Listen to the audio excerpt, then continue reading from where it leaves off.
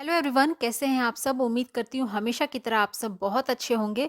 दोस्तों, हम महिलाएं घर का काम रोजाना करती हैं और उन्हीं कामों को करने में हमारा समय और मेहनत दोनों बहुत ज़्यादा लगते हैं। अगर हम कुछ स्मार्ट टिप्स के साथ उन कामों को करें तो हमारी मेहनत और समय की भी बचत होती है। तो ऐसे ही कुछ यूज़फुल टिप्स लेकर आई हूँ जो आपके बेहद काम आएंगे। तो चलिए वीडियो को स्टार्ट कर लेते हैं। आज की मेरी सबसे पहली जो टिप है, डस्टबिन का यूज़ हर घर में होता है, लेकिन हम जो सूखा कूड़ा और गीला कूड़ा जो रखते हैं ना, एक ही डस्टबिन में ऐसे रख देते हैं। और सूखा और गीला कूड़ा के लिए अलग-अलग डस्टबिन तो हर घर में होते नहीं हैं। लेकिन क्या होता है ना, एक साथ रखने से उसमें एक अजीब-सी स्मेल आने लगती है और आप देखते होंगे अगर उसको रेगुलर साफ़ ना करें तो उसमें गंदगी भी काफ़ी ज़्यादा जमा हो जाती है। तो आज एक बहुत ही बेहतरीन टिप आपके लिए लेकर आई हूँ जिसको इस्तेमाल करने के बाद आपकी ये वाली जो दिक्कत है ना, सॉल्व हो जाएगी। तो यहाँ पर आपको लेना है इस तरीके के जो कोल्ड ड्रिंक्स के बॉटल्स आते हैं ना, उनके कैप्स। और इस तरीके से हमें जो डस्टबिन है ना, अगर आपके पास एक डस्टबिन है तो भी आपका काम चल जाएगा। तो बस 2 बॉटल के ढक्कन जो है हमें दोनों साइड में इस तरीके से डबल साइड टेप की हेल्प से चिपका देना है। उसके बाद हमें लेना है यहाँ पे पॉलीथीन 2 और इस तरीके से जो हमने बॉटल के ढक्कन लगाए हैं ना, उसमें इस तरीके से हमें फँसा देना है। सेम उसी तरीके से हमें एक पॉलीथीन और लेकर और इस तरीके से लगा देना है। उसके बाद आप यहाँ पर देख सकते हैं 2 पार्टीशन बन गए हैं, 2 कंपार्टमेंट बन गए हैं, जिसमें आप सूखा कूड़ा अलग और गीला कूड़ा अलग आसानी से रख सकते हैं। तो इससे आपकी जो है ना, ढेर सारी जो है मेहनत भी बचने वाली है और आपका काम भी आसान हो जाएगा। उम्मीद करती हूँ ये वाला टिप भी आपको ज़रूर यूज़फुल लगा होगा। देखते हैं नेक्स्ट टिप। हमें जब भी कभी फिंगर वगैरह में चोट लगती है तो हम बैंडेज लगाते हैं वहाँ पर। सीधे इस तरीके से इसका जो है स्टिकर निकालते हैं और फिंगर में कुछ इस तरीके से लगा लेते हैं। लेकिन जैसे ही हम कुछ काम करने जाते हैं ना, तो ये निकल जाता है क्योंकि इस तरीके से चिपकता है ना कि बस निकल ही जाता है। तो एक बहुत ही यूज़फुल तरीका लेकर आई हूँ जिससे आप अगर बैंडेज को लगाएंगे ना, तो आप कितना भी अगर काम कर लेंगे ना तो बिल्कुल भी वो हटेगा नहीं। तो आपको क्या करना है कि बैंडेज का तो पहले स्टिकर आप रिमूव कर लीजिए। उसके बाद आप यहाँ पर लीजिए कैंची और दोनों साइड में आप इस तरीके से कट लगा दीजिए। तो ये हमारा जो 2 पार्ट में था वो 4 पार्ट में यहाँ पर बन गया है, आप देख सकते हैं। उसके बाद आपको जहाँ पर भी फिंगर में चोट लगी है बस कुछ इस तरीके से चिपका दीजिए। और जो ये हमने जो बैंडेज को कट किया है ना, वो जिस तरीके से क्रॉस रहता है ना, क्रॉस बना रहता है, बस उस तरीके से हमें इसको चिपकाना है। तो आप इस तरीके से अगर बैंडेज को लगाइएगा ना, तो आप काम भी करिएगा तो आपका जो बैंडेज है ना वो नहीं निकलेगा, काफ़ी टाइम तक ये ऐसे ही रहता है।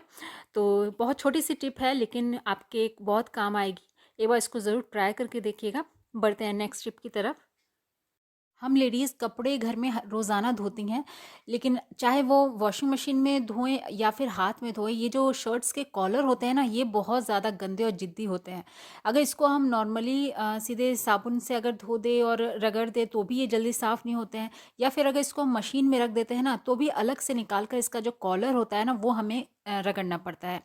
तो अगर आप अपनी मेहनत को बचाना चाहते हैं ना, तो आप एक काम करिए, इस तरीके से कोई सा भी शैम्पू लीजिए और कॉलर पर कुछ इस तरीके से उसको लगा दीजिए और हल्का सा उसको इस तरीके से रब करके पूरे में मिला दीजिए।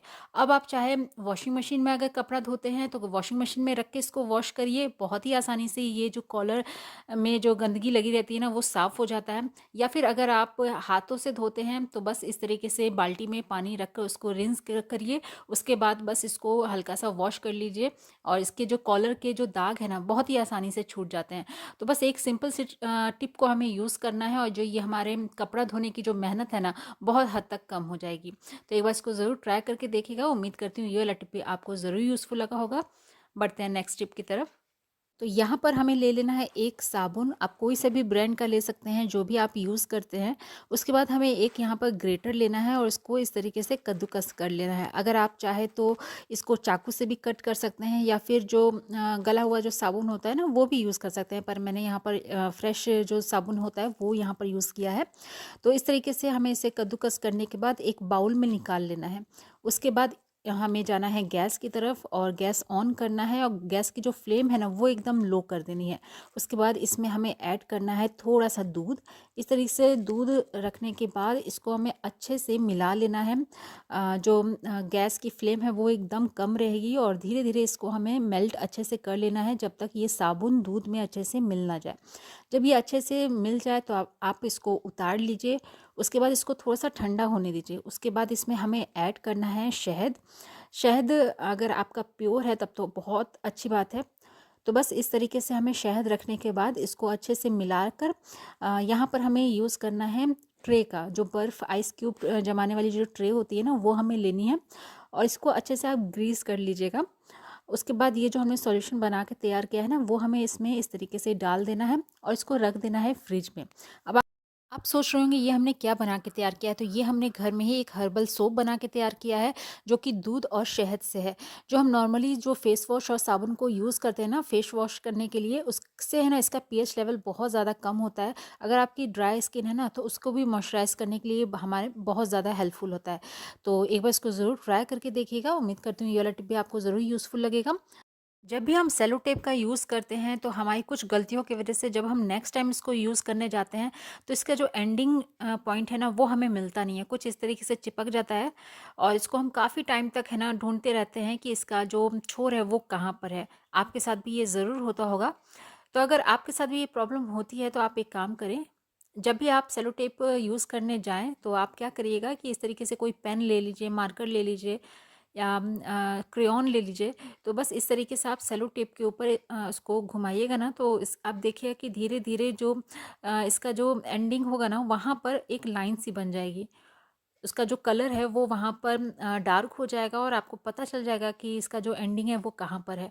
तो बस जब भी आपको इस तरीके से सेलो टेप में ढूंढने में प्रॉब्लम हो, तो आप एक बार इस ट्रिक को यूज़ करिएगा और कुछ बातों का ध्यान दीजिएगा, जिससे नेक्स्ट टाइम आपको ये वाली दिक्कत नहीं होगी। जब भी आप सेलो टेप का यूज़ करिए, तो उसका जो एंडिंग है ना, वहाँ पर इस तरीके से फ़ोल्ड करके रख दीजिए, जिससे नेक्स्ट टाइम आप जब उसका यूज़ करने जाएँ, तो आपको ईज़िली जो है उसका एंडिंग पॉइंट मिल जाए। नेक्स्ट टिप में हम यहाँ पर यूज़ करने वाले हैं आलू का। आलू का यूज़ हम लोग अक्सर अपने खाने के लिए करते हैं, पर आज आपको इसका एक अलग ही यूज़ बताने वाली हूँ। तो उसके लिए आप एक आलू ले लीजिए और इस तरीके से हाफ़ कट कर लीजिए। उसके बाद नेल कटर लेना है और कुछ इस तरीके से आलू में हमें करना है। मेनली इसका जो स्टार्च होता है ना आलू का, वो हमें निकालना है। उसके बाद हमें यहाँ पे यूज़ करना है बेकिंग सोडा का। आजकल तो बेकिंग सोडा हर घर में आसानी से मिल ही जाता है।